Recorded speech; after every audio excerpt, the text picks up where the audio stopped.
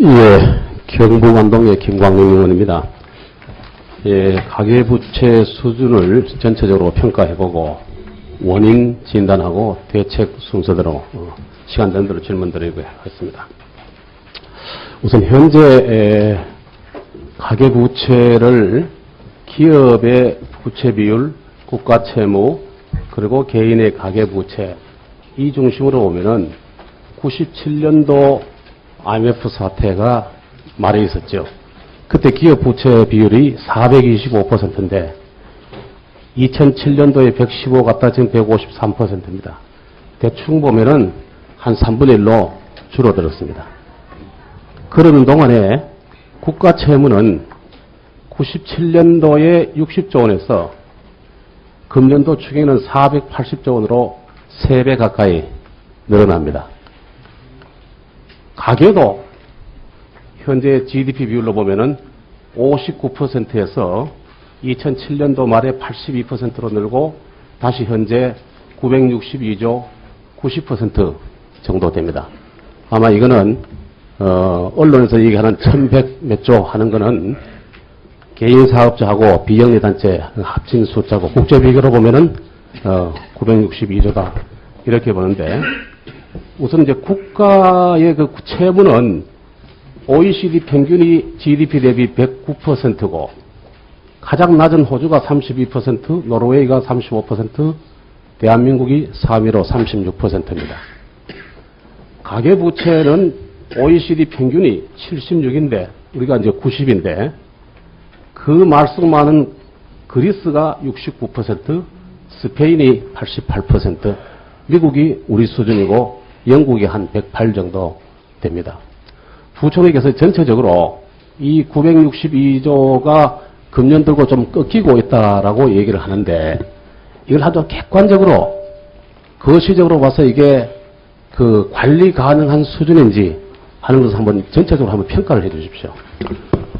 앞서 오전에도 말씀드렸듯이 저희가 이 가계부채 전체 규모는 절대로 적은 수준은 아니라고 판단합니다. 다만 지금 그 수준이 우리 경제 시스템에 어떤 위기를 가져올 정도 수준은 아니라고 보는 이유가 앞서 말씀드린 대로 현재 가계부채 구성을 보면 상당 부분이 주로 저희 고소득층이 한 70%를 차지하고 있다는 점, 또 우리 경제의 그러한 경상수지 흑자라든지 또는 외채의 구성 이런 면을 볼 때 경제 시스템에 영향을 줄 그런 정도는 아니지만, 앞으로 이것이 앞서도 말씀드린 대로 민간 소비를 위축시키고 또 정책의 제약을 작용하는 면이 틀림없이 있기 때문에 그런 면에서 관리를 잘 해야 된다고 생각합니다. 성장 면에서 보면 우리 경제가 최근에 14, 15년 동안에 어려웠던 변곡점이라 할까요?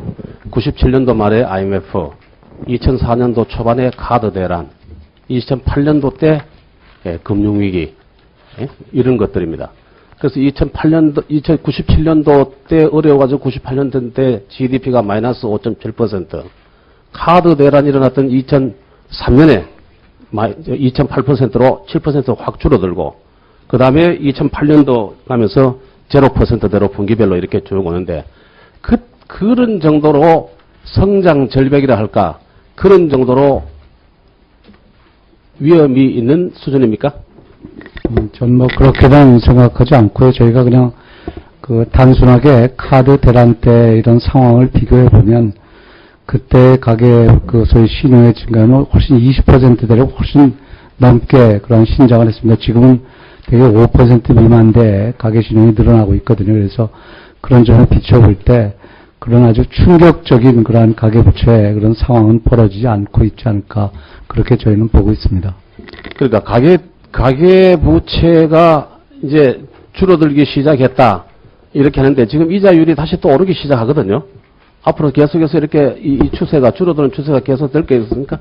그래서 바로 그 점에서 우리 가계부채 구조에 있어서 고정금이라든지 이런 부채 내에 그러한 구성의 형태에 대해서 우리가 개선을 강조하는 게 바로 그런 점이고요. 앞서 말씀드린 대로 앞으로의 그런 금리 인상, 이런 요인이 아주 없지는 않겠습니다만, 또 그것은 금리 인상에 따른 가계부채 수요가 또 상대적으로 양이 줄어들 수 있기 때문에 그런 점에서 종합적으로 판단을 해야 된다고 생각하겠습니다. 그 다음 표로 보면은 가계 부채 문제 출발이 그 앞에 거 대부분이 이제 이 신용카드 대란 때부터 시작이 된다. 이제 97년도 말에 IMF 오고 98년도에 마이너스 5.7% 성장 오면서 99년 이후 가면서 소비 촉진대로 굉장한 이 정책들을 바꾸어 갑니다.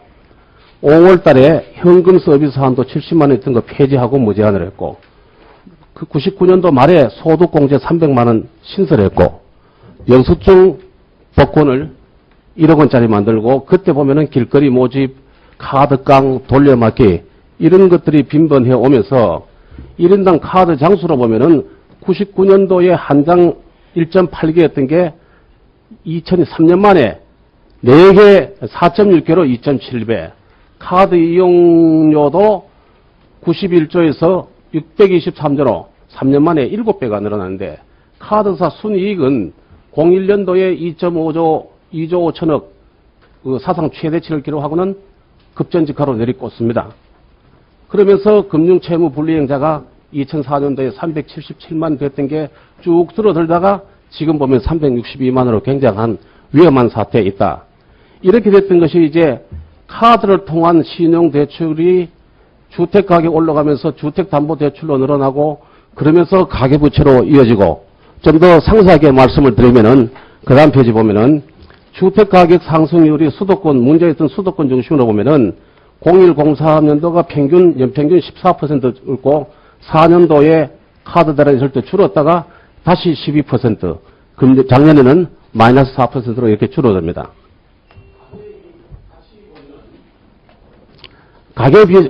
부채 비율은 은행 쪽에서 이 3, 4, 5, 6년도에 12% 늘고 07년도에 5% 늘고 그 후에 6% 늘었는데, 문제는 이 6년도, 7년도, 8년도 이 주택가격이 올라갈 때 은행권도 많이 늘었지만은 워낙 수요가 많아가지고 제2금융 쪽에 막 밀어내는 겁니다. 07년도에 보면은 5% 증가했을 때 저축은행도 16% 증가하고 그 후에 6% 은행 증가할 때 11%로 늘어나는 겁니다.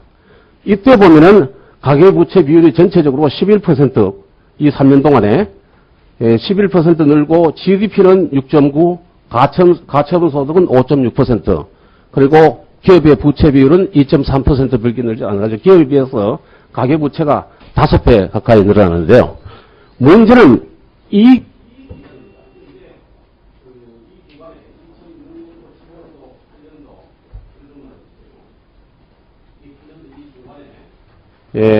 밀어내기, 프리더토리 이 융자가 이제 계속 이제 늘어나는 거죠. 이런 것들이 앞으로도 계속 일어날 가능성이 있다고 보고, 그래서 금융위원장님, 이런 문제들 밀어내기식, 약탈식 이 대출 증가, 이런 것들을 막아낼 수 있는 뭐 대책들이 논의가 되고 있나요, 지금? 그래서 저희가 금융소비자의 보호에 관한 법률을 만들어서 대출할 때는 그 대출하고자 하는 사람의 상환 능력, 소득 등을 반드시 보고 그리고 설명을 꼭 의무화시키는 그런 거를 준비를 하고 있습니다. 무슨 법요? 네, 금융소비자 보호에 관한 법률입니다. 지금 제출 제출은 돼 있고 정무위에 국회에 제출되어 있습니까? 네. 예. 정부안으로 제출돼 있습니다. 예, 나머지 대책에 대해서는 추가 질문에서 통화하도록 하겠습니다. 김 의원님 수고하셨습니다. 다음은 안민석 의원님 질의해 주십시오. 예, 저는 지난번 질문에서 정리를 했습니다만 그 이후에 몇 가지 지표들이나 현상에 대해서 좀 정리를 했으면 싶습니다. 가계부채 원인에 대해서는 사실은 연도별로 끊어가지고 어느 정부가 어떻고 하고 이 원인들이 복합적으로 나타났기 때문에 할 수가 없다고 봅니다.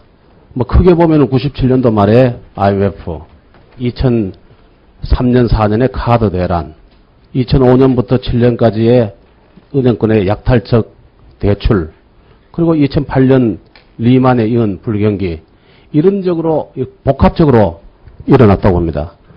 근데 그게 어느 대통령 시대에 그 뭐 잘못해가지고 막 했다 이렇게 할 성질은 아닌데 굳이 연도별로 한번 끊어가지고 그 정도를 나타난 결과들을 모아본다고 하면은 가계부채의 대-GDP 비율이 97년도 59%였습니다. 300조로. 10년 지난 2007년에 82%로 23%가 늘어납니다. 665조고. 그로부터 5년이 지난 2002년 12월에 수치는 91.1%. 그러니까 9%가 늘어나죠. 5년 동안에. 그리고 박근혜 정부 들어오고는 1% 정도가 지금 줄어가고 있는 상황이다. 이 수치가 신재윤 위원장 틀립니까? 맞습니다. 예. 그러니까 이게 어디 누가 잘못하고 못하고 따질 게 아니고 대책을 잘 세워야 된다 이렇게 볼 수 있겠고, 두 번째 오늘 이제 쭉 이렇게 얘기하는 중에 보면은 어려우신 분들, 그러니까 연 115만 원 정도 이자만 물고 있는 이런 분들의 계속해서 이렇게 대출 기간을 연장해주고 이자 낮춰주고 질질 끄는 것보다는 이거는 복지 문제로 해결된다. 표현은 그렇게 하는데 가만 들어보면은 그냥 은행에서 탕감해가지고 털어주든지 재정에서 보조금 줘가지고 대신 갚아주든지 이런 얘기 같아요. 복지로 하라는 게. 부처님 그런 얘기 아닙니까? 복지로 해결된 문제다 하는 게 이게 일반적으로 복지 프로그램에서 나는 게 아니고 가계부채 문제를 복지적으로 푼다. 약탈적 대출을 없애야 된다 하는 거는 금융에서 그냥 털고 나든지 재정에서 세금 가지고 메워가지고 도와주든지 이런 걸로 해석이 되는데 다른 나라에도 그런 경우가 있나요? 제가 과문한 탓인지 모르지만 많지 않은 것 같습니다. 그리고 행복기금의 이사장이 신재윤 그 위원장 박병원 예. 이사장이죠. 예. 이분이 월급 받나요? 아니요, 전혀 받지 않습니다. 교통비라도 받나요? 아니요, 전혀 없는 걸로 알고 있습니다. 예. 그 좀 좋은 분 계시면은 좀 이렇게 좀 더 찾아봐 주십시오. 제가 알기도 그냥 그 비상근이죠. 네, 비상근이고 본인이 처음에 굉장히 안 하시겠다는 걸로 제가 들었습니다. 예. 그 다음에 이 부분은 조금 그 부총리와 위원장께서 좀 들어주시는데, 우리 지금 이제 온갖 그 상품들 보면 서민금융 상품이 햇살론, 새희망 홀씨, 미소금융, 바꾸어리림론 뭐 이런 것들이 있고, 신용회복 지원하는 것들이 국민행복기금, 프리워크업, 개인워크업, 희망모아, 캠코 신용지원 이런 것들이 있는데 하도 많아서 모르니까 이거 보면 우리 금융문맹이 42%라는 거 아닙니까? 그죠?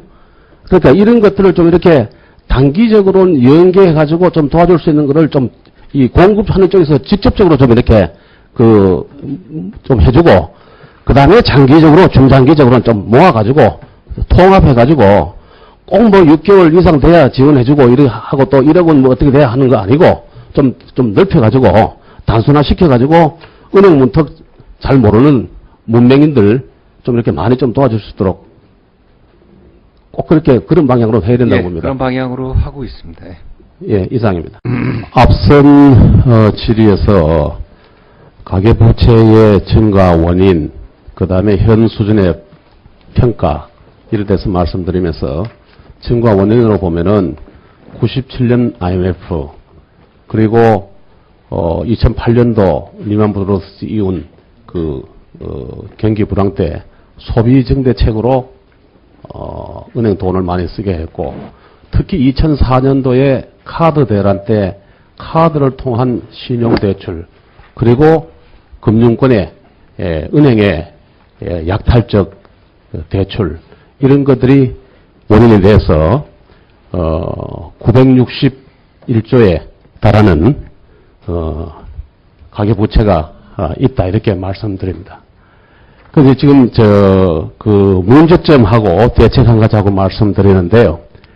961조가 개인별 연이자 부담으로 보면은 현재 115만 원씩 이자만 부담해야 되는 상황입니다. 그럼 이제 특히 그 문제는 이제 뭐냐 하면은 금융 채무 불이행자의 4명 중 1명은 50대 이상이라는 겁니다. 별로 대책도 없는. 그리고 변동금리가 80% 수준입니다. 미국과 독일은 한 10% 정도 되는데 조금 줄어드는 거는 금리가 내리는 추세에 있었기 때문에 이제 앞으로 오르면은 일부러 또 다시 올라갈 겁니다. 그 다음에 세 번째는 주택을 담보하고 담보 기한이 오면은 일시에 상환해야 될 비중이 34%. 미국 EU 전체에 비하면 굉장히 높다는 수준인데 앞으로 굉장히 힘드는데 이 3대 문제에 대해서 신재윤 위원장님 앞으로 어느 정도 수준으로 뭐 어떻게 해서 이걸 매니지할 계획이신지? 우선 그 50대 이상의 경우는 대부분이 이제 자산을 갖고 계신 분들인데 특히 부동산, 아까 말씀드렸듯이 유동화를 지원하기 위한 어떤 제도적인 장치를 저희가 만들어서 가려고 하고 있고요. 변동금리는 지금 말씀하신 대로 여러 가지 문제가 있기 때문에 저희가 고정금리 쪽으로 많이 유도를 하고 있습니다만은 그게 한계가 있는 부분이 은행의 자금 조달도 고정금리로 돼야 됩니다. 그러려고 보면 장기 채권 시장이 발전을 해야 되고 또 지금 국회에 계류돼서 곧 통과가 되겠습니다만 카바드 본드법이나 이런 것들이 되면은 그 부분이 이제 그쪽으로 저희가 유도를 할 생각입니다. 그리고 주택담보대출의 경우는 우리나라의 경우는 이제 과거에 주택 상승 기대가 있었기 때문에 3년 만기 일시상환 쪽으로 많이 갔는데 상황 설명보다 이제 모기지 대책, 모기지 주택금융공사를 통한 모기지 대출 이런 거를 많이 확대하고 그래서 이제 아까 방향성 여러 번 말씀하셨는데 이 3대 난제에 대해서 현재보다는 분명히 개선해 나가야 한다고 생각을 합니다. 아니 할 수 있어요? 예, 할 수 있습니다. 예. 그 다음에 대책에 있어가지고 그 가계부채에 대해서 한국은행이 금년도 2월 달에 금융 전문가 90명을 통해서 금융 중에서 리스크 우선순위를 한번 밝혀보라 하니까 가계부채가 82%, 주택가격 57% 이런 순으로 되고 그 다음 또 정부가 일반 국민 1000명 대상으로 6월 27일 조사한 경제에 있어서 위험 요인은 투자 등 내수 부진 다음에 가계부채가 25%로 굉장히 가계부채가 굉장히 중요한 정책 변수 중에 하나로 지금 떠오르고 있습니다.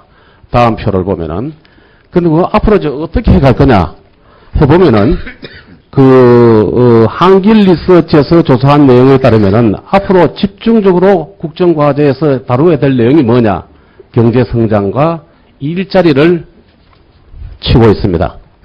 그런데 부총리가 오전 말씀에도 여러 번 얘기를 했는데 결국은 가계부채 해결 방법은 일자리 늘리고 소득을 높여 나가는 거다.